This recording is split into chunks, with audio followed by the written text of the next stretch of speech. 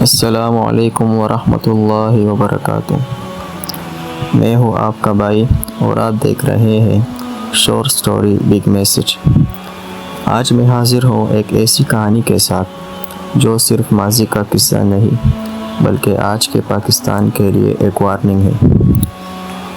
ایران کا ایک ظالم بادشاہ تھا، اقتدار ملا تو ظلم بڑھا دیا، لوٹ مار کی، انصاف مٹا دیا، ملک برباد ہونے لگا، بازار ویران، کھیت اجڑ گئے، لوگ ہجرت پر مجبور ہو گئے۔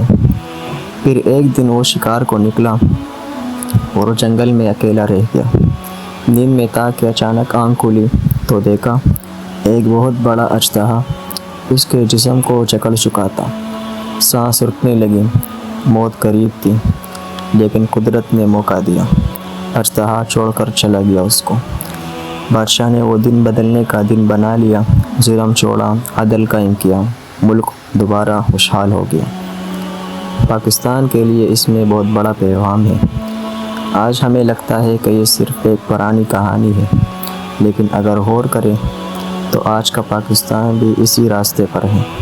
کرپشن بڑھ چکی ہے، انصاف صرف طاقتور کے لیے ہے، نوجوان مایوس ہو کر ملک چھوڑ رہے ہیں، قدرتی آفات، معاشی زوال، بدامنی، سب تنبیہات ہیں۔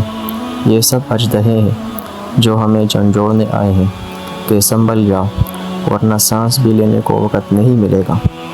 اگر ہم نے نیت بدلی، انصاف کو اپنایا، دیانت، حکمت اور اللہ کا خوف اختیار کیا تو یہ ملک بھی بچ سکتا ہے اور خوشحال بن سکتا ہے، ورنہ تاریخ صرف کہانی نہیں رہتی، وہ دوبارہ دہرائی جاتی ہے۔